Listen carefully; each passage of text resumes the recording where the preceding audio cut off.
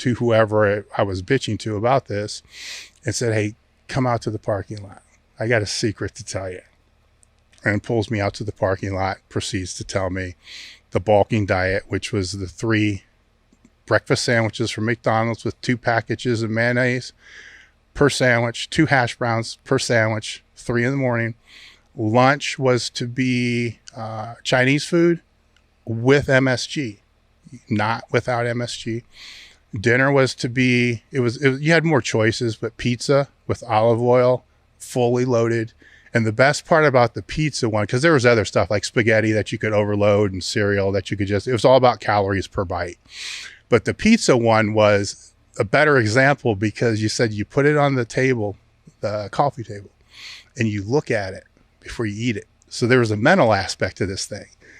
And you picture every piece of that pizza as being one step closer to your goals, because you're going to get to a point after that 20 minutes when your body becomes satiated. You're not going to want to eat that. So you're going to have to stare at those 2 pieces and realize you don't have what it takes, to be able to finish it. So when I tell the story, people crack up and laugh, but it actually is a very good story. Now, in between all this was the Hershey bars, which were to be carried and eaten every hour to keep the blood sugar constantly high, but constant. So there was less fluctuation in the blood sugar. And the best part about the Hershey bars were you didn't have to be hungry. You could just throw it in your mouth and it would melt down your throat. Now, what people don't understand is this was not a 6-month diet. This was like for a couple weeks, 3 weeks, a month at the very most, to kind of get you to go from a 280 to a 300, just a big smack in the face to kickstart and get it going. Yeah, it was a breakthrough. Yeah, it was a breakthrough. And you got to do it until you get what you want to break through to. Yes. So it might be 6 months if you screw around and don't get your job done. Yes. So yeah, it was just a breakthrough. So it was something that worked and has become known as the JM diet, which is really a disservice to the nutritional knowledge that you have because you've gone up and down weight classes and so forth. So let's just explain why, the breakthrough with those foods. I mean, they're calorie dense foods, but our listeners aren't going to know. That's the answer, Dave. I mean, you know the answer. The answer is you have to be able to produce weight on your body out of matter that you eat. You cannot go to the gym and breathe in muscle mass. Muscle mass is built out of matter. Matter comes into our bodies with food and drink. So there is the end all be all. You have to put matter in if you want it to stick. And a calorie is a calorie. Calories have different sources, but they burn the same. Mm-hmm. So, 1 calorie is a specific amount of heat that you need to raise I think it's a cc of water 1 degree centigrade. So I don't remember the exact, but it's a heat amount. When you eat food, you have a certain amount of energy that's locked in the food that you release. You want that energy to go into something that's going to be built in your body. So your body's built out of food, not hopes and dreams and training hard. Mm-hmm. It's built out of food. Now, the training is the stimulus for the growth, but the growth has to be made from matter, building blocks, bricks. So I guess the training is if you want to build a house and you get a bunch of workers to show up at your site and you decide that what you need is more workers because the house isn't getting built. And so you get more workers and you do more and more and more training. And then you finally realize, I didn't bring enough bricks. I need more bricks, not more workers. I need more food, not more not more people, not more training, more matter that the people that are there can build into my house. So the food is the end all be all of gaining weight. And if you gain weight alone, fat, muscle, you will get stronger. Even fat weight makes people stronger. That's not what we want. It's not what our goal is. But if you could trade a pound of muscle, how many pounds of fat would you be willing to put on? So to lose body fat, to lose body weight, to lose fat, you just have to not eat and go run around a little bit. That's pretty easy. To gain a pound of muscle, that's pretty hard. So the two things, gaining a pound of muscle or losing some fat, I think the easier of the two by far is to lose the fat. So I always said I was willing to put on, out of every 3 pounds, 1 pound muscle. So 2-to-1 ratio. I'll put on 2 pounds of fat for that 1 pound of muscle, which is hard to get, because I can burn the 2 pounds of fat off easily. And so calories is the end all be all of gaining weight. So the choice of the food was mostly just convenience. It's mostly convenience and processability.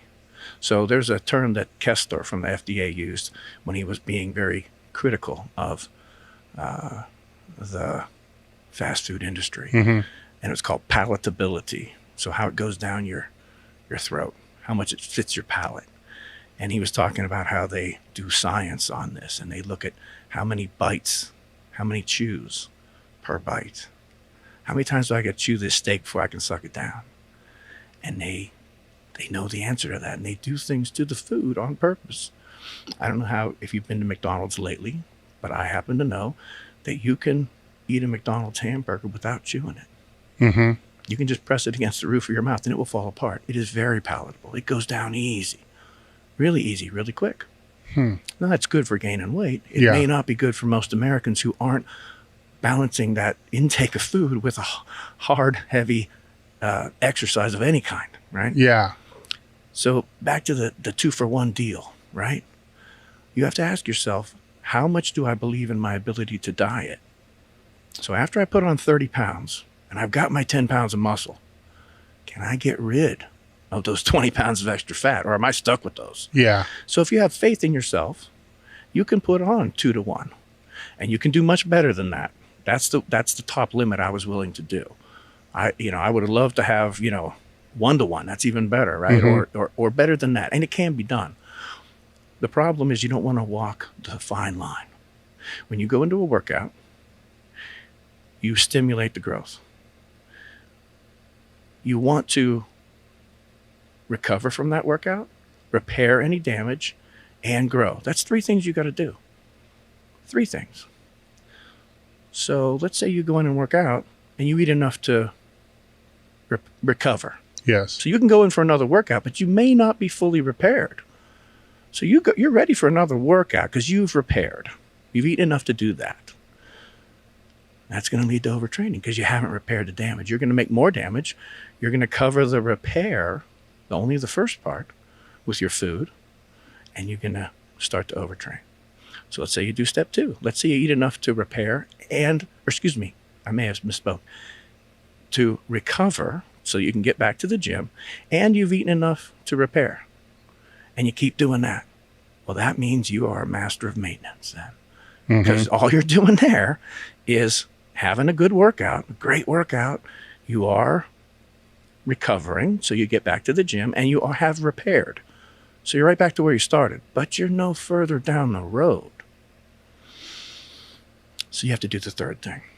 So you can walk that tightrope and ask yourself, how many calories exactly do I need to grow from this last workout without putting on any fat? And if you can figure that out, good for you. But the safe bet is to eat a little more than is necessary. The only way you know that is if you're putting fat on. So the only way to be absolutely sure that you got the most out of the last workout you had is to eat enough to recover so you can get back to the gym.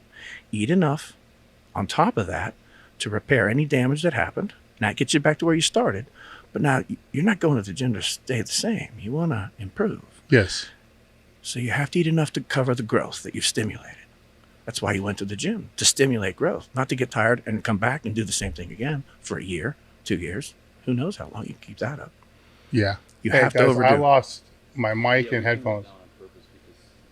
Jay, you're going to have to speak up a little bit if you don't mind. Okay. You want me to move closer or something?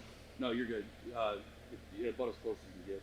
But All right. Because I got nothing here. you got any now, Dave? Yeah, now I do. Actually, what you just explained and the way that you explained it is perhaps the best way that I've heard the supercompensation cycle Purchase. explained, because people of recent forget the two aspects that follow the recovery. It's recover, train. Recover, train. It's like, dude, recover, repair, grow. So there's adaptations that have to happen, that if you're jumping too fast, throwing in extra workouts, throwing in extra training sessions, not getting the nutrition that you need, walking, like you said, walking that fine line, where it's always, you're already in strength sports, we're already walking a fine line. So, we're already looking over the edge. So the thing that I think people miss, one of the biggest misconceptions about the gym, people have this irrational belief that they get stronger at the gym, or that they get more muscular, they grow at the gym. Nobody ever got stronger in a gym. Let me tell you what happens in a gym. You get weaker, you get tired, you get broke down, you get fatigued in a gym. You don't get stronger. You don't come in, lift weights, and then leave stronger. You leave much weaker every time. Broken down. Broken down. Nobody ever got big in a gym. Nobody ever got strong in a gym. When do we get strong? When do we get bigger? When you leave the gym and you rest it and you feed it. That's when growth happens. That's when supercompensation occurs. And people are convinced that the gym is the secret to it all, and they forget about the rest. And that's unfortunate, because the gym is just the stimulus for the growth. Yeah. Growth is what we want. You want to get to the gym, get your work done, get the hell out. Yeah, the real work happens outside of the gym, but the growth and the recovery and everything that you want happens away from all the weights. Yeah, with the weight gain, the palatability is the one thing I never thought about, the one thing I never considered, because those breakfast sandwiches slide right down, because I would eat them on the way to the gym. Yeah. They're right down. Yeah. It's over. Chinese food, you eat that, you're hungry a half hour later. That helps.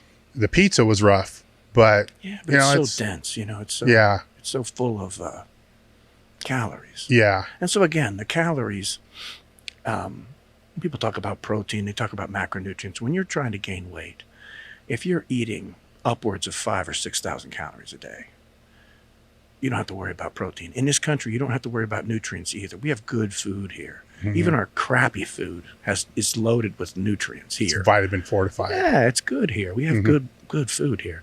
Even our bad food is healthier than the rest of the world. And so you don't need as much protein as people would have you think or have you believe, because they sell protein, and so if you're eating 5,000 or 6,000 calories, you don't have to keep track of anything except the calories. Yeah. You'll get enough protein. You'll get enough nutrients. And if you're worried about nutrients, take a children's chewable 3 times a day. If you're worried about vitamins, then that'll cover it. A children's chewable is about 1/3 of the adult requirement. Yeah. And if you want extra vitamins, you can waste your money if you like. That's fine. It's your money. It's America. You can be as wrong as you want. Exactly. You can go down any path you want, but it's not necessary, and it won't help unless it helps you feel better and think better and train harder. So anything that makes your mind believe that you can do better, it's worth it in my book, even if it doesn't have any value in physiology terms. The real secrets, and we know physiology inside and out. We've studied it since the 70s. There's no new information out there. Where the groundbreaking is the mind. That's where. So if you can make your mind believe in yourself, you've got the world beat. Yeah. So that's where it goes. Yeah, we're gonna dig deep into that. I hope so. Yeah. Good.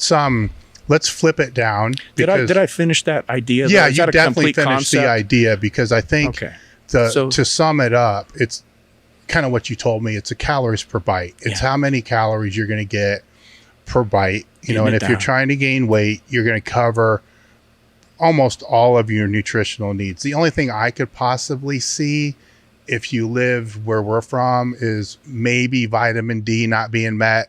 Maybe. But at 5,000 calories, I probably would agree that it's going to be met, because the dairy is going to be in there, and it's going to be them. But So anything you're worried about, go ahead and supplement that if you choose. yeah, but But if your blood work comes back and you're not low on magnesium or one of the B vitamins or vitamin D, yeah, those are the pretty popular ones for lifters, then it's not necessary. But if it changes your mind about what you think you can do, then I'll concede. exactly. Go right ahead, man. Yeah, yeah, oh, yeah, If that, yeah. if you want to wear a special shirt and tie your shoes a special way, go ahead.